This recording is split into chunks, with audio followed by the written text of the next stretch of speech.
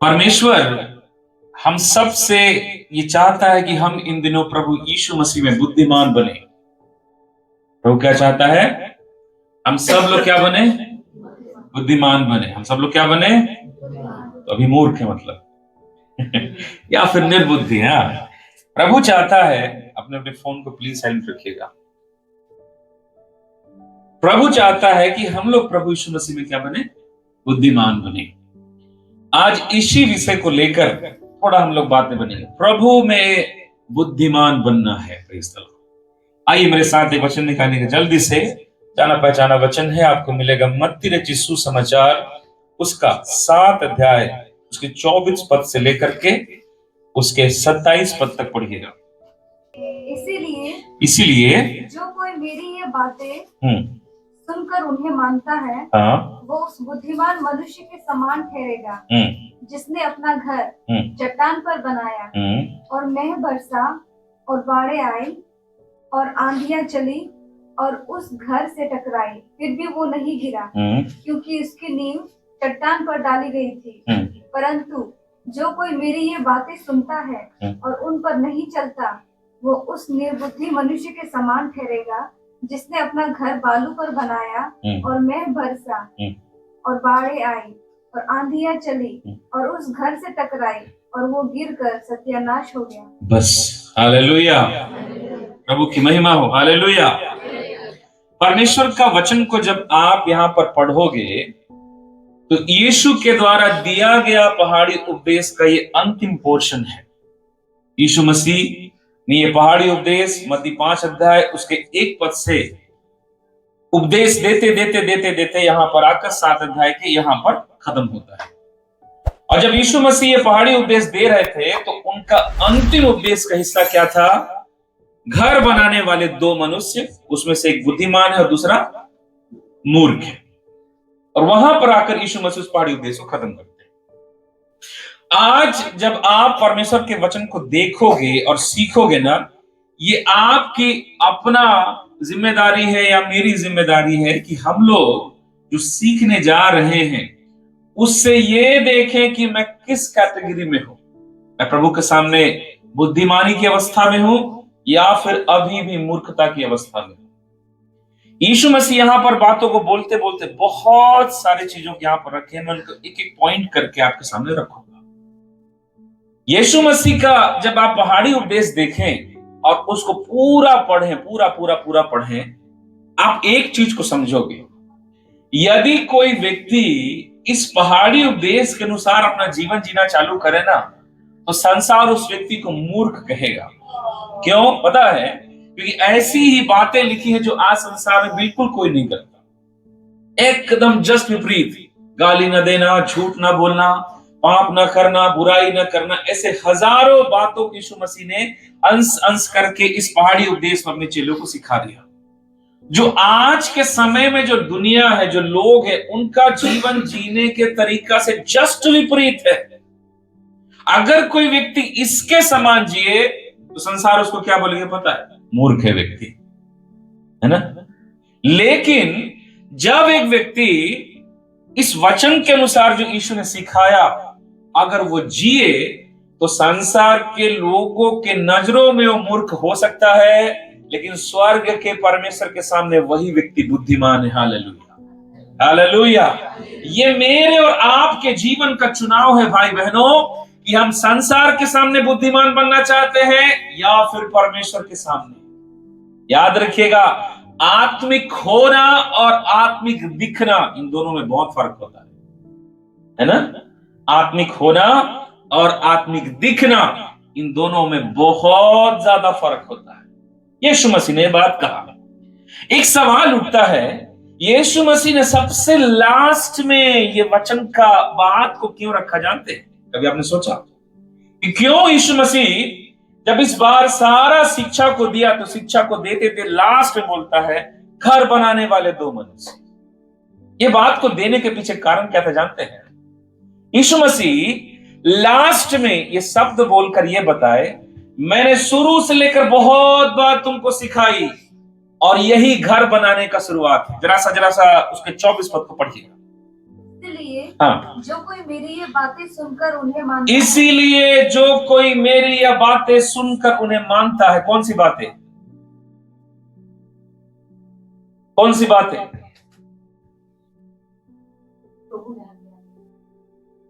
कौन सी बातें? कौन सी बातें? इसीलिए थोड़ा सा होश हवास में ठंडा मत मार दे।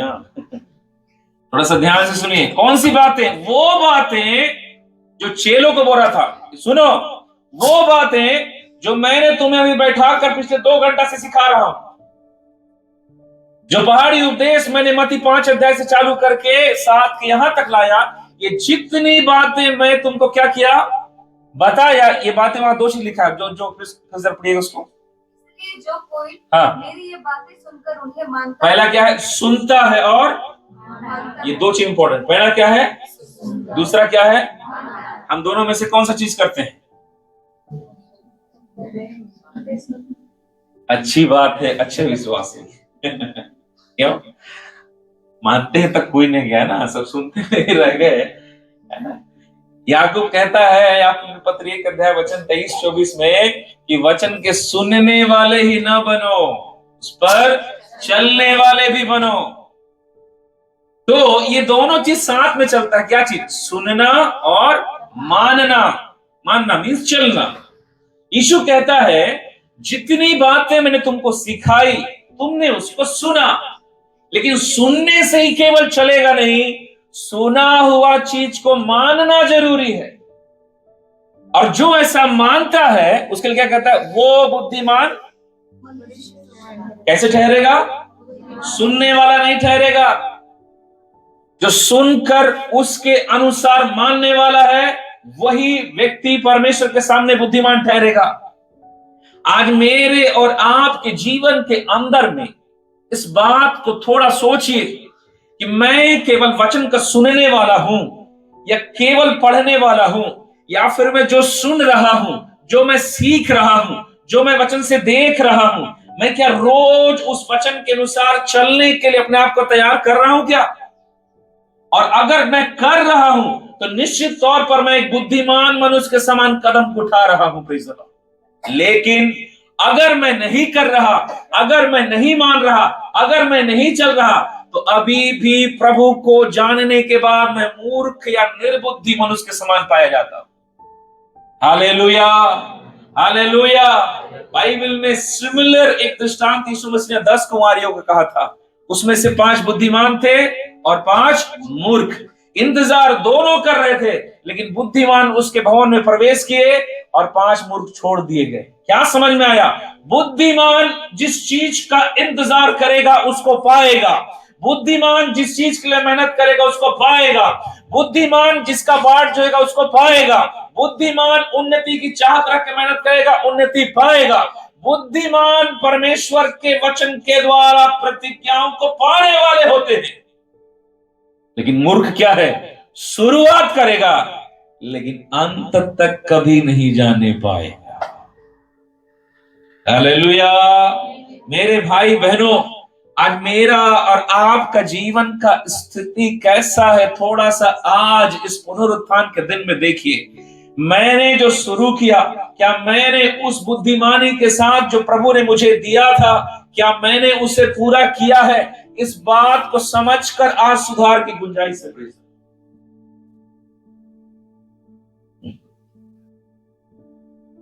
तो बुद्धिमान कौन है? जो सुनता है और मानता है। ठीक है। अब यीशु मसीह क्या बोलते हैं यहां पर? 2 व्यक्ति हैं। ठीक है, मेरे ध्यान दीजिएगा।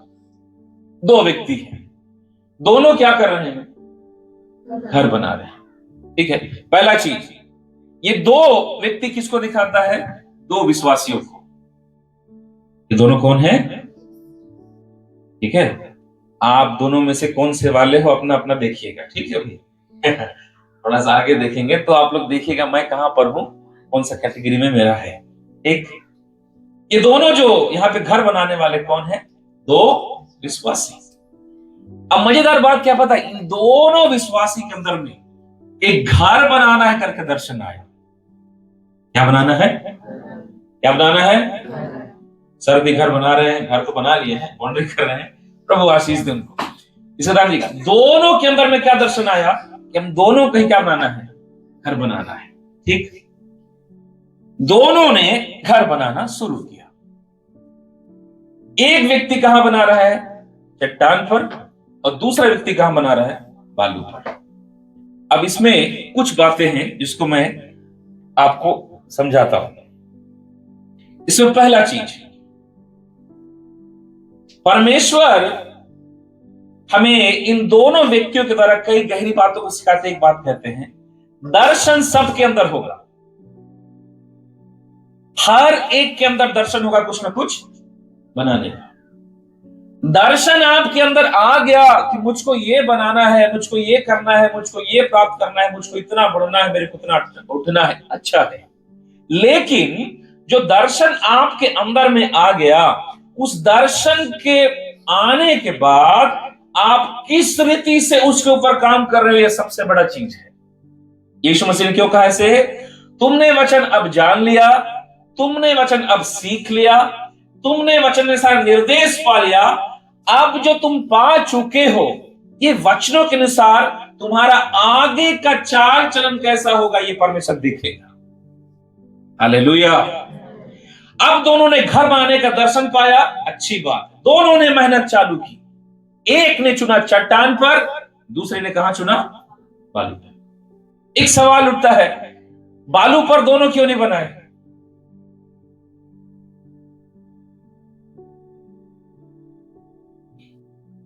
बालू पर दोनों क्यों नहीं बनाए?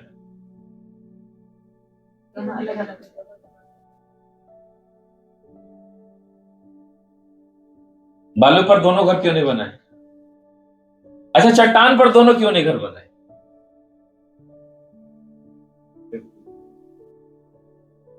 देखिए, पहला चीज, बुद्धिमान व्यक्ति के दो तीन खास बात बताऊं। पहला, जो बुद्धिमान है ना, उसने कठिन परिश्रम को चुना। मूर्ख व्यक्ति है जो सफल रास्ते को, आसान रास्ते को चुना। बुद्धिमान और मूर्ख में ही पर अंतर हो जाता है। पहला अंतर, बुद्धिमान कभी भी सरल रास्तों को नहीं चुनेगा। इसलिए नहीं चुनेगा क्योंकि बुद्धिमान को पता है मेरा आज का परिश्रम एक स्थिर फल मुझको देगा। हालेलुया। बुद्धिमान व्यक्ति लापरवाह नहीं होगा। बुद्धिमान व्यक्ति परिश्रम करने में कमजोर नहीं होगा। बुद्धिमान व्यक्ति कई बातों में अपने आप को संसार से तुलना करके नहीं देखेगा। बुद्धिमान की कुछ खास बात देखिए, बुद्धिमान व्यक्ति कौन है? जो वचन पर चलने वाला। इसका मतलब नींव जो खोदा जाएगा किस पर? चट्टान पर। वो कभी भी आसान है क्या? आसान नहीं, वो बहुत परिश्रम का काम है। लेकिन उसने चट्टान चुना। चट्टान पर नींव खोदना क्या दिखाता है? वचन पर चलना। चट्टान पर चलना क्या दिखाता है? वचन पर चलना। और वचन पर चलना मानो चट्टान खोदने के बराबर कठिन है। लेकिन फिर भी बुद्धिमान व्यक्ति एक चीज समझ गया, अगर आगे को मुझे स्थिर जीवन जीना है, आज मुझे वचन पर चलने के लिए चाहे जितना भी कीमत चुकाना पड़े, मैं चुका कर उस परिश्रम को करूंगा। Praise the Lord. हालेलुया। तो बुद्धिमान व्यक्ति का पहला खास बात क्या है? वचनों पर चलने वाला है वो। दूसरा, बुद्धिमान व्यक्ति कठिन परिश्रम का निर्णय लेगा हमेशा।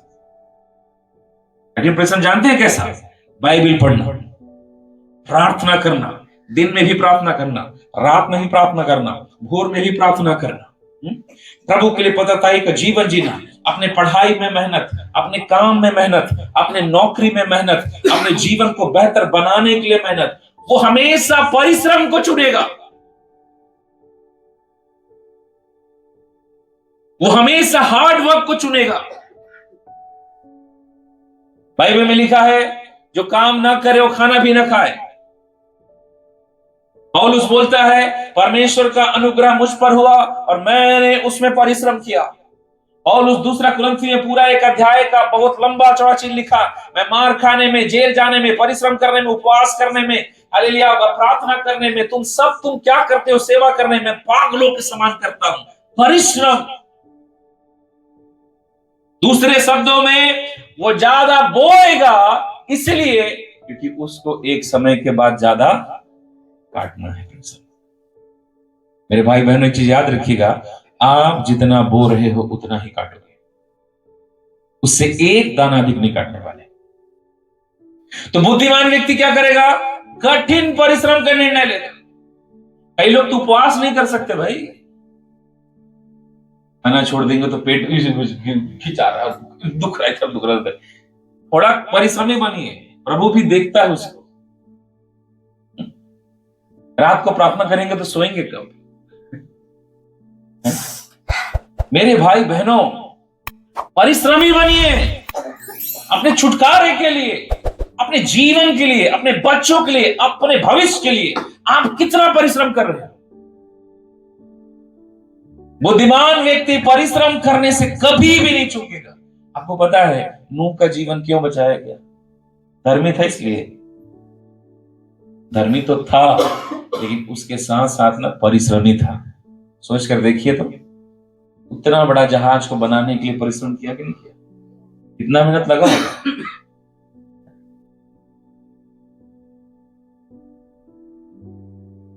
कल मैं एक ऐसी प्रभु का दास का वीडियो देख रहा था। उस दास ने ऐसा कहा, बड़ा सुंदर सा, कि अगर आप अपने मोबाइल की जगह पे बाइबल को अगर रिप्लेस कर दो ना, आपकी जिंदगी बदल जाएगी। जितना देर हम मोबाइल चलाते हैं ना, उसको रिप्लेस कर दें। क्या दिन भर जो बाइबल में, इंस्टाग्राम में रोलिंग करते रहो, रील्स वीडियो देखते रहो, वहां से हटाकर बाइबल पकड़ लीजिए, जिंदगी पूरा। लोग परिश्रमी हैं ऐसा कर रहे हैं। तो परिश्रमी व्यक्ति का सबसे बड़ा खास बात जानते हैं क्या है? समय के लिए बहुत ज्यादा लोग ध्यान देते हैं कि कौन सा समय मुझे कहां कहां खर्च करना है। तो दूसरा चीज, परिश्रमी बुद्धिमान व्यक्ति कैसा होगा? परिश्रमी होगा। कौन कौन परिश्रम कर रहे हैं दिन? आपका परिश्रम ही आपका भविष्य बताएगा। ये दूसरा। तीसरा चीज, बुद्धिमान व्यक्ति भविष्य को देखने का क्षमता रखता है। हालेलुया। बुद्धिमान व्यक्ति भविष्य को देखने का क्षमता रखता है। कैसे? बुद्धिमान को पता है मेरे घर बनाने के बाद इस घर से आंधी तूफान टकराएगा, न्यू अगर सही जगह पे डाले रहूंगा तभी मेरा घर खड़ा रहेगा, नहीं तो भी गिर जाएगा। हालेलुया। इसका मतलब क्या है? बुद्धिमान व्यक्ति आज का जीवन को देखकर नहीं जीता। बुद्धिमान व्यक्ति अपने 5 साल पहले आगे को देखता है। 5 साल बाद मैं कहां रहूंगा, 5 साल बाद मैं कहां रहना चाहता हूं, 5 साल बाद मेरी सेवकाई कैसी होगी, 5 साल बाद मेरा नौकरी कैसा होगा, 5 साल बाद मेरा जीवन कैसा होगा, 5 साल बाद मेरा परिवार क्या होगा। बुद्धिमान वर्तमान को ही नहीं देखता, बुद्धिमान भविष्य को देखता है। इस बुद्धिमान ने एक चीज देखा, ऊपर का मजबूती दोनों का बराबर था। याद रखिएगा, दो लोग जो घर बनाए ना, इनका ऊपर का मजबूती दोनों का एक बराबर था। घर गिरा किस कारण से? केवल नींव की वजह से। Hallelujah, hallelujah. इसको समझ पा रहे हैं आप लोग? तीसरा कारण, बुद्धिमान भविष्य को देख के जीता है। कई लोग होते हैं ना, आज का जीवन जी रहे हैं, अरे बाबा पैसा दे, वो क्या करना, हड्डी जगह नहीं, उमार घूम रहे हैं, खा रहे हैं, पी रहे हैं, बस जिंदगी है। पता है इनका जिंदगी कहीं नहीं जाने वाला। मैं सच बता रहा हूं, एक बड़ा भयानक दिन के अलावा और बुराई कुछ नहीं दिखेगा। आप अपने, मैं एक प्रभु के दास ने ऐसा कहा कि जब तुम्हारा शादी हो ना, तो जब लड़की के पास, लड़का के पास जब रिश्ता लेकर जाए, तो बोलता है ये मत पूछना कि तुम मुझसे कितना प्रेम करते हो, उससे ये पूछना तुम्हारा दर्शन क्या है, मुझको बताओ, आने वाले 2 साल की आपकी योजना क्या है बताओ। और वो दास ने किस तर्ज पे कहा था पता है? मैं कल ही कहीं बता रहा था, कहां बता रहा था, कहीं बता रहा था मैं, कि परमेश्वर ने, हाँ मैं सिमरा प्रचार करते समय बता रहा था कि परमेश्वर ने हव्वा को बनाया आदम के लिए, प्रेम मोहब्बत करने के लिए नहीं बनाया था। क्यों बनाया था? सहायक के रूप में बनाया गया था। किस बात का सहायता? आदम को मिला हुआ काम में कौन सहायता करेगा? हव्वा। इसका मतलब क्या है? प्रभु के दास ने कहा उसी से विवाह करो जिसके पास दर्शन है, जिसको आने वाला भविष्य का चिंता है। जो वर्तमान का सोच के नहीं जीता, जो भविष्य का सोच के जीता। इसीलिए नीति वचन लिखा है, जहां पर दर्शन की बातें नहीं होता निरंकुश लग जाता है, मतलब चीजें खत्म। बुद्धिमान व्यक्ति क्या है, वो भविष्य को देखेगा। मैं एक चीज आपको बताता हूं, 2024 के दिसंबर में आप क्या होगे या क्या करोगे ना, उसका निर्धारण आज होगा। तो समझ में आया कि नहीं आया? हेलो, कुछ आया कि नहीं आया? अरे आया कि नहीं आया? हालेलुया। बरसात के समय आराम से पानी में भीगने से ठंडा लगता है तो खेती नहीं करूंगा मैं, बोल के आराम से घर में आग तापिए और भूखा खाइए, राइट? कटने के समय में धान काटोगे क्यों? क्या मतलब है? 4 महीने बाद अगर धान काटना है तो उसको क्या करना पड़ेगा? बुद्धिमान व्यक्ति आज के जीवन को इस रीति से इन्वेस्ट करता है या जीता है या बोता है ना, उसको पता है भविष्य में जो पाऊंगा उसके लिए मेरे को आज बोना पड़ेगा।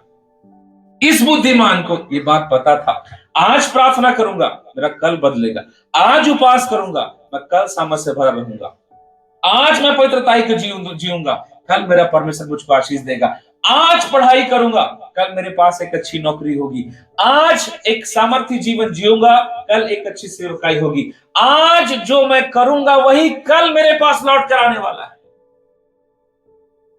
मेरे भाई बहनों याद रखिएगा, प्रार्थना भविष्य नहीं बदलता, प्रार्थना के साथ आपके द्वारा किया गया परिश्रम चीजों को बदलता है। Praise the Lord, hallelujah. आप लोग में से कई लोग केवल प्रार्थना प्रार्थना प्रार्थना प्रार्थना प्रार्थना, हम लोग विश्वास करते हैं प्रभु यीशु मसीह पर? विश्वास करते कि नहीं करते हैं? पक्का विश्वास करते हैं। जब आप याकूब की पत्री में पढ़ेंगे ना, तो विश्वास को कर्म के साथ जोड़ा गया है। विश्वास मतलब कर्म। अगर आप विश्वास करते हो ना तो आप उस पर काम करोगे। ये बात नहीं करोगे कि I believe that's why I receive, no, ये कोई फंडा नहीं है। मैं एक चीज बताऊं, सिवाय उद्धार का कोई चीज फ्री नहीं। अब बाइबल में खोज के देख लो, सिवाय उद्धार के कोई भी चीज तुमको फ्री में नहीं मिलने वाला। कोई चीज नहीं, कोई चीज नहीं।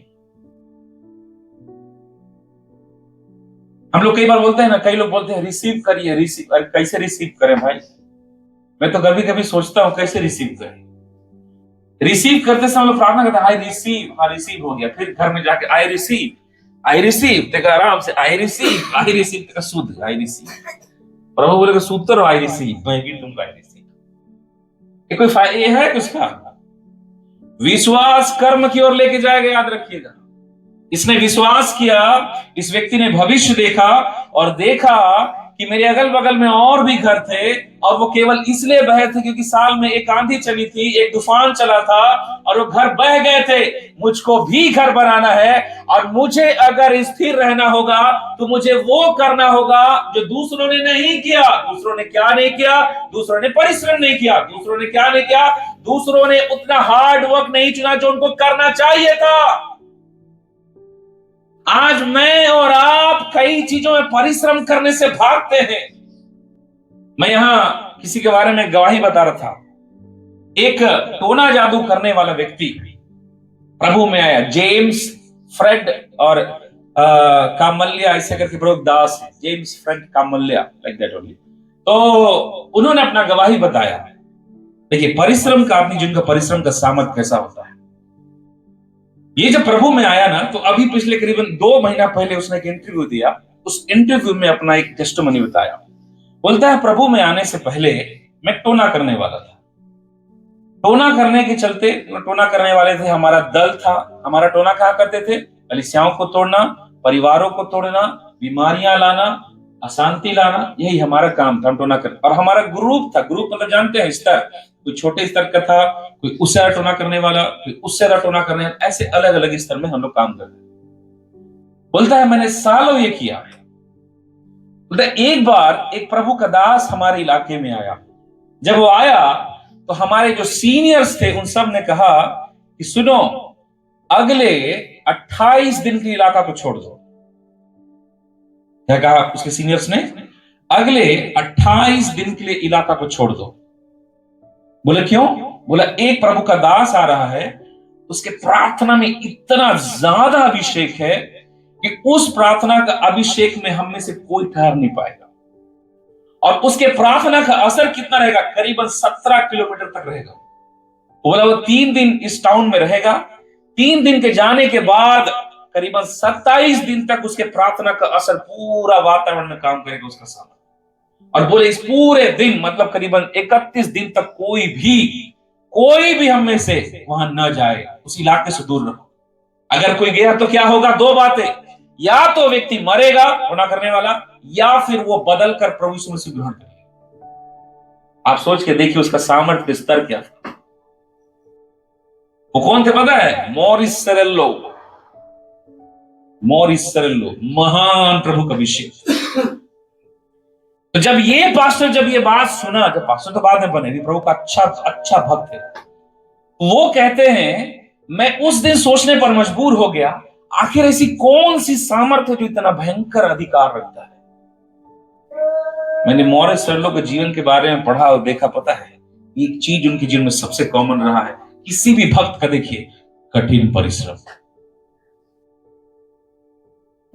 आप कितना बो सकते हो परमेश्वर के लिए भाई बहनों, आप कितना चीज को छोड़ सकते हो परमेश्वर के लिए, आप कितना ज्यादा मर सकते हो परमेश्वर के लिए।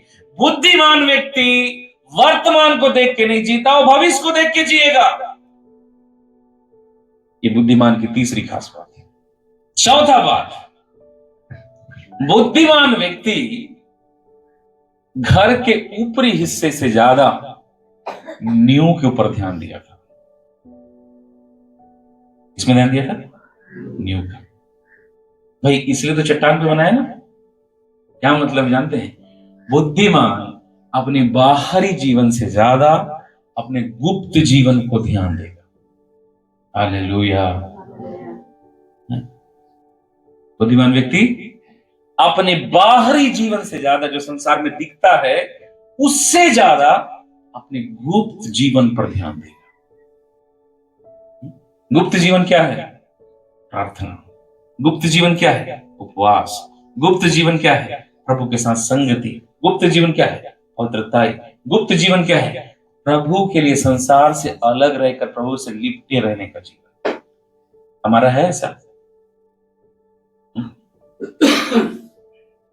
हम में से आज कितने लोग हैं जो केवल परमेश्वर से मिलने के लिए प्रार्थना करने बैठते हैं?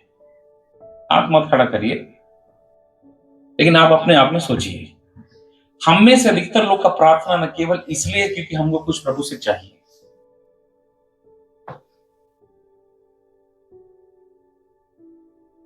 कोई है जो प्रभु को खोजने के लिए प्रभु के सामने बैठता? क्यों ऐसा बोल रहा हूं मैं? इसी पहाड़ी उपदेश में यीशु मसीह ने प्रार्थना के बारे में सिखाया, यीशु मसीह ने उपवास के बारे में सिखाया। तो एक शब्द इस्तेमाल करता है बार बार, तेरा पिता जो गुप्त में है जाकर उससे मिल। तेरा पिता जो गुप्त तुझको देखता है। इसका मतलब क्या है? हमारा पिता गुप्त में है, तो पुत्र को अगर पिता से मिलना है तो कहां जाना पड़ेगा? गुप्त में, एक सीक्रेट लाइफ। दाऊद का गुप्त जीवन को किसी ने नहीं देखा था सिवाय परमेश्वर के। दाऊद संसार की नजरों में, घर वालों की नजरों में एक मामूली सा चरवाहा है, ये बकरी चराता है, भेड़ चराता है बस। लेकिन वो जंगल में जहां कोई नहीं है, वो आराधना कर रहा है, वो गीत गा रहा है, परमेश्वर को धन्यवाद कर रहा है। वो अपने कपड़े, अपने आप को संवारने लपेटने में नहीं है भाई बहनों, अपने आप को परमेश्वर के सामने, प्रभु मैं तेरे मन का बनूं, मैं तेरे मन का बनूं, रख करके प्रार्थना कर रहा है। वो अपने भीतरी मनुष्यत्व को, छिपा हुआ मनुष्यत्व को परमेश्वर के सामने, परमेश्वर के लायक बनाना है। रोज प्रतिदिन बना रहा है। Praise the Lord. इसका नतीजा क्या था पता है? एक समय तक उसको गुप्त रहना पड़ा। एक समय के बाद उस गुप्त दाऊद को परमेश्वर ने इजराइल के सिंहासन में बैठाया और कहा, देखो ये मेरा दास है और ये मेरे मन का है। Hallelujah, hallelujah. मेरे भाई और मेरे बहनों, आज जब आप अपने गुप्त जीवन के लिए अगर गंभीर होकर अपने गुप्त जीवन के लिए परिश्रम करते हो ना, वो गुप्त जीवन का परिश्रम ही आपको ऊंचाई पर खड़ा करेगा। Praise the Lord. जो चीज दिखता है उसको लोग देखना नहीं चाहते, जो चीज छिपा हुआ है लोग उसको देखना चाहते हैं। Praise the Lord. जब आप परमेश्वर में छिपोगे, परमेश्वर आपको समय पर संसार के सामने बाहर निकालेगा। हालेलुया। घर बनाने वाला, दो व्यक्ति घर बना रहे थे, बगल में सामने में ये बना रहा है, ये भी बना रहा है। देखकर वो हंस रहा होगा, अरे तू इतना काहे परेशान हो रहा है, यहां बनाना, इतना जल्दी बन जा रहा है घर। लेकिन जानते हैं कब पता चला गुप्त जीवन का सामर्थ्य? जिस दिन आंधी आई, जिस दिन तूफान आया, जिस दिन बाढ़ आया, जिस दिन घर से टकराई, तब पता चला गुप्त न्यू का ताकत उस दिन की। मेरा जीवन जो गुप्त था उसमें क्या सामर्थ्य था। जिसका गुप्त जीवन बलवंत है ना, दुखों में बहुत ज्यादा मजबूत हो जाता है। और जिसका गुप्त जीवन नहीं है, एक गुप्त छिपा हुआ जीवन नहीं परमेश्वर में ना, वो एक दुख आ जाए तुरंत बड़बड़ाएगा, एक परेशानी आ जाए तुरंत बड़बड़ाएगा, एक जीवन में दुख आ जाए तुरंत बड़बड़ाएगा। मैं कल एक प्रभु के दास को सुन रहा था, कहां के मुझे पता नहीं, उन्होंने कहा परीक्षा क्या होता है जानते हो? बोलता है आपके लिए क्या होगा? नौकरी चला जाना, घर चला जाना, क्या हो सकता है परीक्षा आपके लिए? उसने कहा मैं सेवकाई में आया, परमेश्वर ने एक अच्छा परिवार दिया मुझको, और मेरे साथ जानते हैं वाले क्या हुआ? मैं मान गया उस प्रभु के दास को। बाप रे। बोलता है मेरी 15 साल की बेटी के साथ सामूहिक बलात्कार हो गया। बोलता है मैं एक पास्टर, मैं वचन की शिक्षा देने वाला, और मेरे घर में घटना घटा कि मेरी 15 साल की बेटी के साथ सामूहिक बलात्कार, दुष्कर्म हो गया। बोलता है ना, नरक में जाना जितना कष्टदायक नहीं होगा ना, उससे ज्यादा कष्ट मेरे लिए था वो। मेरी बेटी अधमरी पड़ी थी। मैं, बोलता है, पूरे पैदा होने से लेकर आज मेरे इस 60 साल की उम्र तक मैं जितना नहीं रोया हूंगा ना, उस समय रोया। मैं रोता रहा, चिल्लाता रहा, रोता रहा। बोलता है मैंने 3 महीना रोया, 3 महीना बिलक बिलक कर इतना रोया। क्यों प्रभु, क्यों इतना बुरा, क्यों? मैं तेरा सेवा किया तो क्यों, तेरे साथ चला तो क्यों, मुझे ये मिला प्रभु जी। लेकिन वो प्रभु का दास, पता है, इतना बुरा होने के बाद भी अपना कदम पीछे नहीं हटाया, वहीं पर था। अपने बेटी को संभाला, अपने पत्नी को संभाला, अपने आप को संभाला, प्रभु के सामने रोता रहा, रोता रहा, रोता रहा, रोता रहा।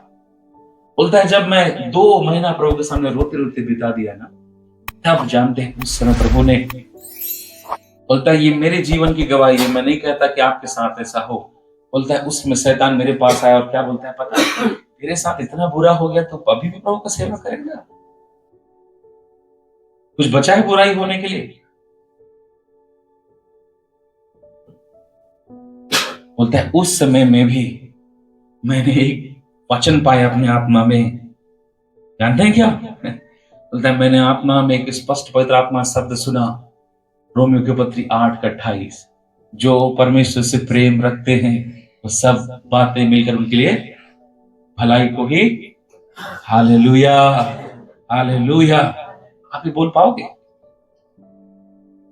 हम में से कोई आज ये बोल पाएगा? हमको एक छुड़ी हुआ तो हमारा खुशली लग जाता है, अरे प्रभु कहां है आप?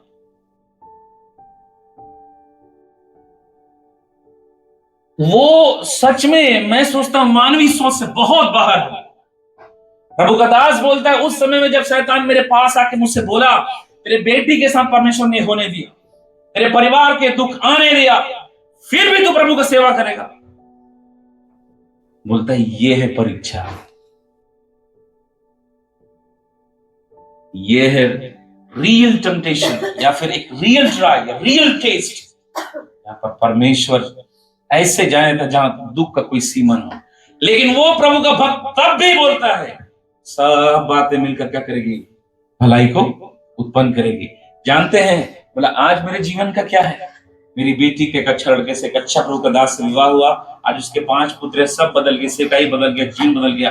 आज पता है सबसे बड़ी बात क्या है? मैं वहां खड़ा होकर स्थिर रहा और प्रभु ने मुझे संभाला, क्योंकि मैं प्रभु से लिपटा रहा, इसलिए आज यहां गवाही दे रहा। आप कितना बुरा सोच सकते हो परीक्षा का मेरे भाई बहनों, आप कितना दुख सोच सकते हैं अपने जीवन के बारे में। आप उस बात का सोच के देखिए, तो आप सोच के देखिए, मैं बता रहा हूं ना, दिल दहलाने वाला गवाही था मेरे लिए। चौथा जो बुद्धिमान का एक अच्छा गुण है, क्या पता है? वो अपने गुप्त जीवन के प्रति बहुत संवेदनशील होगा।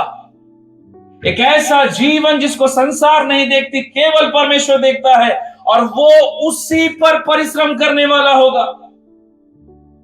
यूसुफ का गुप्त जीवन बलवंत होने के चलते वो प्रभु के सामने ऊंचाई तक पहुंचा।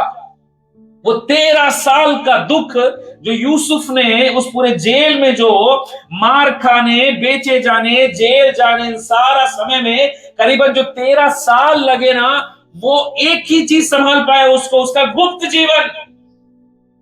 आज हमारा गुप्त जीवन है। आज तो हजारों प्रेयर टावर से एक बार बीमारी आ जाए, फोन में से रांची फोन में से, भागलपुर फोन में से, दिल्ली फोन में से, चेन्नई फोन में से, अरे यीशु मसीह के फोन में से, ग्रुप का भी खोले है तो वहां भी लगा ले फोन में से। ये क्यों कर रहे हो पता है? क्योंकि तुम्हारा गुप्त जीवन नहीं है।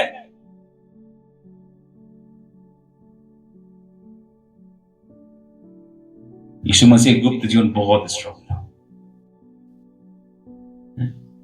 आज पता है हमको एक भी पत्ती आ जाए हवा के झोंके के समान, जब तक नहीं है तब तक प्रभु का धन्यवाद करूंगा।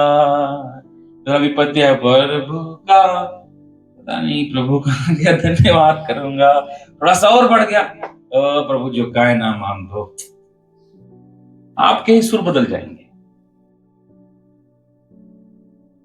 तो बुद्धिमान की चौथी पहचान क्या है? वो अपने गुप्त जीवन पर परिश्रमी होंगे। क्यों पता है आपको? बाइबल में इसलिए बार बार विश्वासियों को वृक्ष कहा गया, धन्य उस वृक्ष के समान। वृक्ष का ताकत उसके ऊपर के हरा भरा मोटाई से नहीं होता। किससे होता है? उसके जड़ से। क्या समझ में आया? जीवन की विपत्तियां के मध्य में आप तभी ठहर पाओगे ना, जब आपके जीवन में आपका गुप्त मनुष्यत्व बलवंत हो।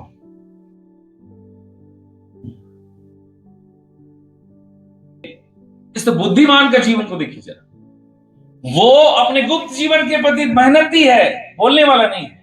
ये चौथा चीज। पांचवा, बुद्धिमान दूसरे को देखकर कभी नहीं चलेगा। ये पांचवा पॉइंट। कैसे बोल दिया मैं? बुद्धिमान बालू वाले को थोड़ी देख रहा था, अरे यार हाँ यार तेरा तो, मैं तो भी न्यू खोद रहा हूं, तेरा तो यहां तक पहुंच गया भाई, मेरा न्यू तैयार होता तो यहां पहुंच गया भाई, मेरा न्यू कंप्लीट होता तो ढलाई हो रहा है भाई। उसको देख के उसका जैसे हुआ क्या? बुद्धिमान व्यक्ति कभी भी किसी व्यक्ति विशेष को देखकर नहीं चलेगा। बुद्धिमान व्यक्ति किसी देख करके किसी व्यक्ति विशेष को अपने जीवन नहीं डालेगा। उसका नजर केवल और केवल अपने मिला हुआ दर्शन और केवल परमेश्वर पर सीमित होगा। हालेलुया। कई लोगों का क्या प्रॉब्लम पता है? अभी मान लीजिए पूजा ने प्रार्थना किया 3 दिन उपवास करके, प्रभु इसका बंधन तोड़ दिया, तो मैं भी क्या करूंगा? पूजा को तोड़ दिया 3 दिन में, मैं भी करूंगा, मेरा भी। और नहीं टूटा तो? नहीं टूटा तो प्रभु फिर बेकार है। बुद्धिमान व्यक्ति कभी भी दूसरे को देखकर नहीं चलता। वो दूसरे के परिश्रम पर भरोसा नहीं करेगा। बुद्धिमान व्यक्ति का खुद का एक योजना है। बुद्धिमान व्यक्ति परमेश्वर को निहारेगा। बुद्धिमान व्यक्ति कभी भी दूसरे के बहकावे में नहीं आएगा। एक चीज बता रहा हूं मैं, जितनों ने प्रभु का दर्शन पाया वो बुद्धिमान हुए। देखिए उदाहरण के बोलता हूं, नूह जब प्रभु का दर्शन पाकर वचन पा लिया ना, वो बुद्धिमानी के चाल चला। जब पानी नहीं गिरता था तब क्या बनाया? जहाज। ये क्या था? उसने संसार की परिस्थितियां नहीं देखी। नूह से लेकर के आइए अब्राहम भी परमेश्वर के मन के अनुसार चला। मूसा परमेश्वर के मन के अनुसार चला। बुद्धिमान व्यक्ति कभी भी मनुष्य पर भरोसा रख के नहीं चलेगा। मनुष्य पे भरोसा नहीं रखेगा और न मनुष्य पर मन लगाएगा, उनकी बातों पर मन लगाएगा। वो केवल परमेश्वर के वचन और परमेश्वर को देखते हुए बढ़ेगा। Praise the Lord, hallelujah. मैं आपको एक चीज बताऊं, अक्सर लोग भटक जाते हैं। यहीं पर 2 मिनट और समय लूंगा फिर बंद करूंगा। अक्सर लोग क्या करते हैं? भटक जाते हैं। उदाहरण के लिए, पूरब देश से ज्योतिषी लोग देखने आए किसको? यीशु को, है ना। लंबी यात्रा थी कि छोटी? बहुत लंबी यात्रा। उस यात्रा की सबसे बड़ी खास बात क्या है पता है? दिन में सोना है, रात को जगना है। क्या करना है? यही था ना? क्यों? क्योंकि तारा रात में दिखता था। आमतौर पर यात्रा कब करते हैं लोग? कब करते हैं लोग?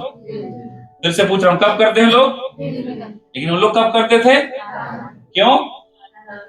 एक बात याद रखिए, कई बार जब आप यीशु मसीह के पीछे चलोगे ना, आप दुनिया जैसे चलती है वैसे नहीं चलना। आप एक अलग चाल चलोगे। आपका बात, आपका व्यवहार, आपका चाल, आपका उठना, आपका बैठना, आपका बोली, सब चीज दूसरों से अलग होगा। ये रात रात को चलते थे, रात रात को चलते थे, दिन में आराम को। और कैसे चलते पता है? ऐसे देखते हुए, देखिए तारा उधर जा रहा है, चलो इधर, तारा उधर। उनकी आंखों में चलने में दो बात थी, रात को चलना और ऊपर की ओर देखना। और ऐसे चलते चलते चलते चलते कहां पर आ गए? जहां यीशु जन्मा, बैतलहम। बैतलहम में आने के बाद इनकी नजरें थोड़ा सा हट गई तारे से, किधर चला गया? कहां सोचे? यहूदियों का राजा जन्मा है तो कहां जन्मेगा? महल में। कहां चले गए? सीधे हेरोदेस के पास। तारा को देखे नहीं, वहां पर दिमाग लगा दी। यही होता है, बुद्धिमान व्यक्ति बने रहकर अंत समय में उन्होंने क्या किया? अपने नजरों को किससे हटा लिया? उस परमेश्वर से, उस तारे से, उस बातों से जिसको अगुवाई कर रहा था, और जहां जाने वाले थे वहां ना जाकर कहां पहुंच गए? हेरोदेस। लेकिन फिर से सुधारा अपना मन को, और तारा देखिए फिर वो कहां तक लेके आया? यीशु। हमारे जीवन में क्या पता है? हम भी कई बार लोगों को देखकर अपने जीवन का आकलन करते हैं। हमारी आंखें भी कई बार ना, पता है, मनुष्यों पर लग जाती है। अरे प्रभु उसको बढ़ा रहा है, प्रभु उसको बढ़ा रहा है, उसके जीवन में काम हो गया, उसके जीवन में, मेरे में कुछ नहीं हो रहा है। मेरा नहीं। आप उसको न देखकर किसको देखो? धन्यवाद दो प्रभु तुमने उसको बढ़ाया, लेकिन धन्यवाद देते हुए आपका नजर किस पर है? परमेश्वर।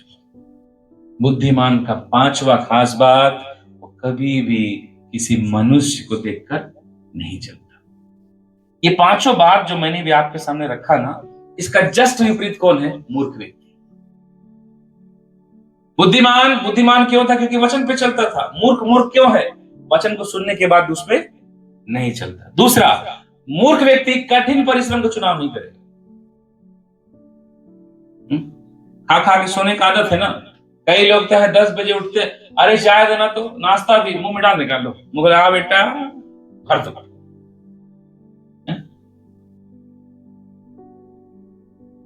आलसीपना उसका चुनाव होगा। तीसरा, मूर्ख व्यक्ति भविष्य का देख के लीजिएगा। अभी खा रहे हैं, पी रहे हैं, पैसा सब है। ईसीएल वाले में तो और मजा है, क्योंकि मैं भी ईसीएल में रहा हूं। ईसीएल में सब मजा है, खा रहे हैं, पी रहे हैं, जो चाहिए वो मिल रहा है। अड़ी मौज जिंदगी, अड़ी मौज प्रभु जाई मा सरहाओ। ये मूर्ख व्यक्ति। चौथा चीज क्या है? वो गुप्त जीवन से बाहरी जीवन में ध्यान देगा। घर में प्रार्थना नहीं करेंगे, लेकिन आएंगे चर्च में, जय मसीह जय मसीह जय मसीह, कैसे हैं आप? जय मसीह।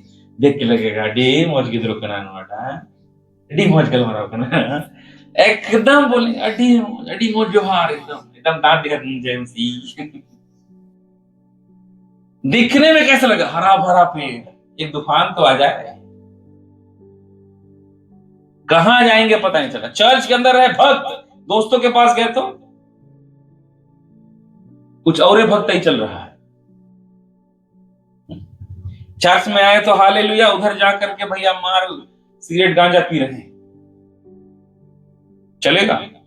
थोड़ा दिन के लिए है ये चीज। चौथा, पांचवा चीज क्या? ये व्यक्ति दूसरों को देखकर जीने वाला व्यक्ति। कल के सोचेंगे, एक कई लोग देखे ना, कल किसी डॉक्टर को देखे आया तो डॉक्टर एकदम मस्त आया, उतरे, नमस्ते सर नमस्ते, अरे मैं भी डॉक्टर बनूंगा। गलती से परसों कौन देख गया? आईएएस उतरा, चार्ट पुलिस, नमस्ते सर। अरे यार इतना रॉब। मेरे दोस्त लोग थे यहाँ कुछ तैयारी करनी, यूपीएससी के, दिल्ली वगैरह भी गए थे लोग को। मेरे को लक्ष्मण जी पैसा कितने में मिले, गोली मारी उसको। बोला हाँ, तो फिर तो रुबाब होता है लक्ष्मण जी का, वो चाहिए लक्ष्मण जी वाला। बढ़िया जा रहे हो यार। बोलता है जो मान सम्मान मिलता है लक्ष्मण जी ना, जो वो सबसे बेस्ट चीज है। मेरे कहने का मतलब है, मूर्ख व्यक्ति दिखावटे ज्यादा देगा, उसको देखेगा। 5 साल के थे, क्या बनना चाहते थे? डॉक्टर। 8 साल में क्या बनना चाहते हैं? इंस्पेक्टर। 15 साल में कंडक्टर। जैसे जैसे बढ़ रहा है वैसे हमारा मसीह जीवन का भी हाल है। दूसरे को देख के जीवन जीने वाला नहीं, मैं लिटरली बता रहा हूं, मेरे जीवन में खुद गवाही है। आपको हजारों टेम्पटेशन आएगा जो आपके पर्सनल कॉलिंग से, आपका बुलाहट से हटाने के लिए आएगा। उस समय में आपको मुझे इनकार करने आना चाहिए, मैं अपना बुलाहट नहीं छोड़ने, चाहे बाकी सेवकाई, बाकी काम, बाकी पद कितना भी ऊंचा क्यों ना हो। ये मूर्ख व्यक्ति कैसा होगा? वो दूसरे को देख के जीने वाला। और यहां जो लिखा है ना कि आंधी तूफान आया, पता है क्या है? ये अंतिम आने वाला समय है, अंतिम न्याय का दिन के बारे में लिखा है। हम लोग सोचते हैं ना विपत्ति होते, नहीं नहीं नहीं, आप ठीक से पढ़िए इसको, ये अंतिम न्याय के बारे में लिखा। क्यों? आप पीछे पढ़ेंगे ना 7 को 21-22 वहां से, हम ये भविष्यवाणी करें, ये किया वो किया, लंबा चौड़ा लिस्ट में बोलता है अंत के दिन में सबका काम प्रकट होगा। घर तो भी बढ़िया दिख रहा है सबका ना, अंत के दिन में केवल जो सही नींव पर अपना नींव रखा है चट्टान पर, चट्टान कौन? हमारा प्रभु यीशु मसीह है ना। घर बनाना क्या जानते हैं आप? घर क्या चीज है? 1 कुरिन्थी 3:9 पढ़िए, क्या लिखा वहां पर? घर क्या है वहां पर? क्योंकि हम परमेश्वर के सहकर्मी हैं। क्योंकि हम परमेश्वर के सहकर्मी हैं। तुम परमेश्वर की खेती, तुम परमेश्वर की खेती, परमेश्वर की रचना हो। ये जो रचना लिखा है ना, हिंदी में लिखा है, ये गलत है। इंग्लिश में लिखा भवन, इसमें इंग्लिश में पढ़ेंगे ना तो हाउस करके लिखा वहां पर, होम। हिंदी में ट्रांसलेशन से गलत है यहाँ पे। ठीक है, तुम परमेश्वर के भवन हो। ये जो भवन हम लोग देखे ना वहां पर, वो भवन कुछ और नहीं, उसका व्यक्ति का जीवन को दिखाता है कि आप अपने जीवन को बिल्ड करने के लिए कितना परिश्रम कर रहे हो। सब कहां दिखेगा? न्याय के सिंहासन के सामने। हालेलुया। मैं जब इस विषय को लेकर प्रभु के सामने बैठा था, प्रभु की आत्मा ने मुझसे एक चीज कहा, ये साल परिश्रम करने का साल है। ऐसा परिश्रम जो आपने बीते गत सालों में नहीं किया हो, यीशु मसीह के नाम से ये परिश्रम करने का साल है। आत्मिक रीति से भी और संसारिक रीति से भी, चाहे प्रार्थना हो, उपवास हो, प्रभु की संगति हो, पढ़ाई हो, आपका नौकरी हो, इस साल आप जितना कठिन परिश्रम करते बिताओगे, उतना बड़ा प्रतिफल को काटते हुए 2025 में प्रवेश करोगे। Praise the Lord, hallelujah. ये परमेश्वर का एक प्रॉमिस है, ये परमेश्वर के एक भविष्यवाणी का वचन है। मेरे भाई बहनों, हम तैयारी कर रहे हैं आज के लिए नहीं, आने वाले कल के लिए। Praise the Lord. परमेश्वर हमें इन दिनों परिश्रमी बनाए, परमेश्वर हमें इन दिनों परिश्रम करने का अनुग्रह दे। लापरवाह मत बनिए, मूर्ख मत बनिए। अब एक बात ध्यान दीजिए, घर आंधी में टूटकर बह गया, राइट? आदमी बचा होगा, आदमी का भी जीवन खत्म। याद रखिएगा, प्रभु ने हमें बनाने का एक समय दिया हुआ है, लेकिन ये समय हमेशा नहीं रहेगा। इस तरह मेरा समय खत्म हो गया है। अपने वचनों को बंद करना चाहता हूं। ये 2 मिनट में अपने आप को बंद करें।